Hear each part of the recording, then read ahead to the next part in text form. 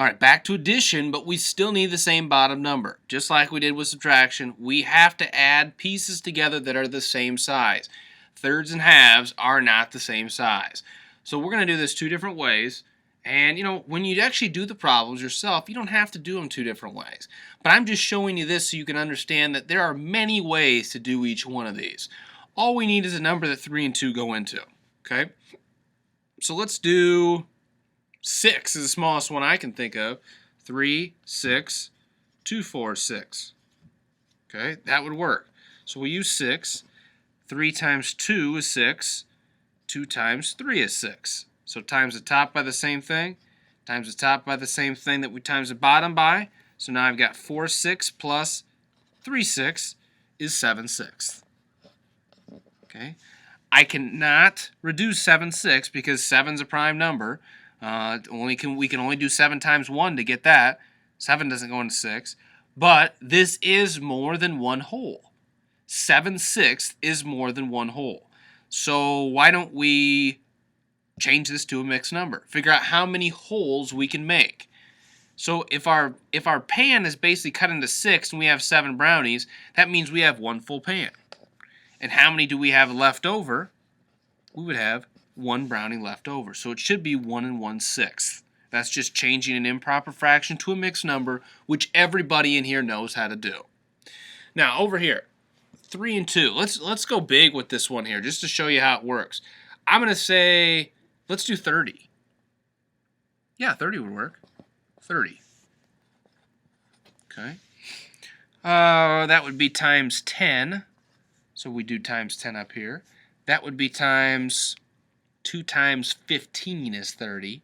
So we'll do times 15 up there. So I've got 20 here, and I've got 15 here. If I add those together, I'm going to get 20 plus 15, I believe, would be 35 thirtieths. Okay? Let's see here.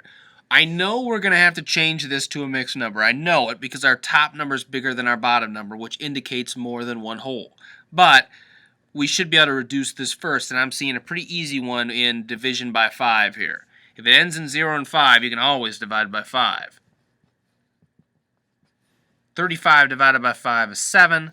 30 divided by 5 is 6. Now we have 7 6, which is the same thing we had over here. 7 6 changes into 1 1/6.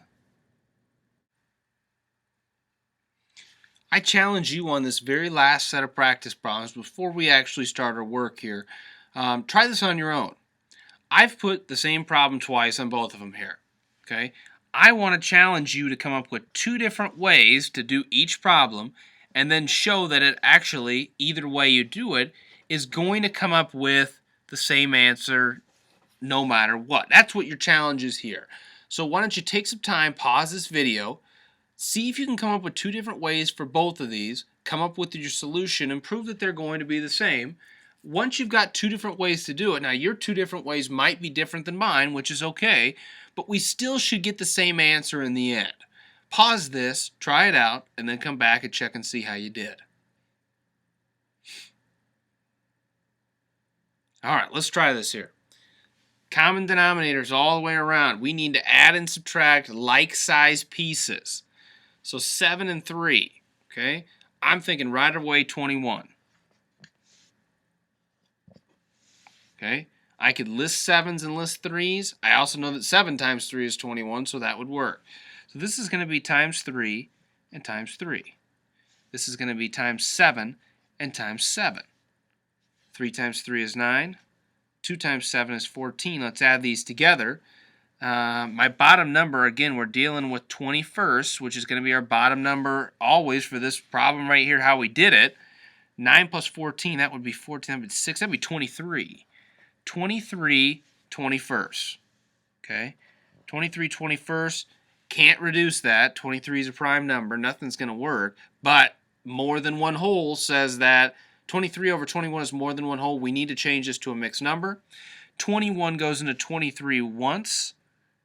With how many left over? Well, that would be 21. So to get to 23, there would be 2 left over. So your answer should be 1 and 2 21st. No matter how you did this problem, it should be 1 and 2 21st.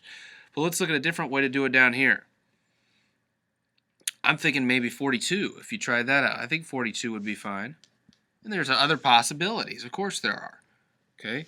That would be times 6 over here, and that would be 3 times 14, I believe. So that'd be times 14, and that would be times 6. Okay?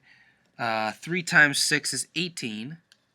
14 times 2 is 28. We'll add those together. Remember, it's all over 42. 28 plus 10 would be 38. 38 plus 8 is going to be, I believe, 46. Okay? Now, before we go changing this to a mixed number, which we need to do because the top's bigger than the bottom, we can reduce this. If I divide both of these by 2, division by 2, division by 2, I'm going to get 23 21st. 23 21st, which now it's the same thing we had up there. Answer 1 and 2 21st. Shifting over to the subtraction, it's the same thing. We need a bottom number that's the same. I'm going with 20. 20 is the smallest one I can think of. Smaller is always better for these because there's less work to do at the end. That's going to be times 2 on both of those. So that's going to be 18. And then we're going to have a times 5 over here. 4 times 5 is 20. So that's going to give me 5. Now, this problem is subtraction, not addition. So we have to subtract. 18 minus 5 is 13. And we're dealing with 20ths. My answer is going to be 13 20ths. Can't reduce that. 13 is a prime number.